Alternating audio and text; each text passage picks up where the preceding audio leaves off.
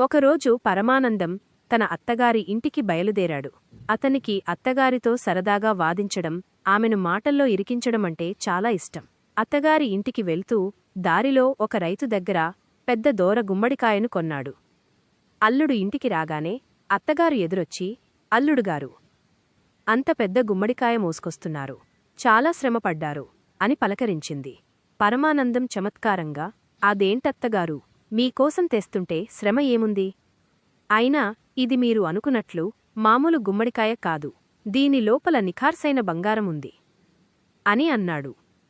అత్తగారు ఆశ్చర్యం నటిస్తూ, "బంగారమా? గుమ్మడికాయలోనా? ఏంటల్లుడుగారు, ఏండ ఎక్కువై ఇలా మాట్లాడుతున్నారా?" అని నవ్వింది. అల్లుడు వదలకుండా, "నిజమత్తగారు, ఇది ఒక ప్రత్యేకమైన గుమ్మడికాయ. దీన్ని కోస్తే లోపల బంగారు రంగులో మెరిసిపోయే గుజ్జు, గింజలు ఉంటాయి. సంవత్సరానికి ఒకే ఒక కాయ కాస్తుంది" అని ఆ రైతు చెప్పాడు. "ఎంత ఖరీదు పెట్టి కొన్నాను అనుకున్నారు" అని గొప్పలకు పోయాడు.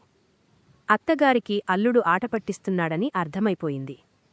వెంటనే అత్తగారు చిరునవ్వు చిందిస్తూ, "అల్లుడుగారు, ఈ గుమ్మడికాయ సంగతి ఏమోగాని, నా ఇంట్లో ఉన్న నిలువెత్తు బంగారం, నా కూతుర్ని మీకు ఇచ్చాను కదా, ఆ బంగారం ముందు ఈ గుమ్మడికాయలోని బంగారం మీకు ఓ లెక్కా?"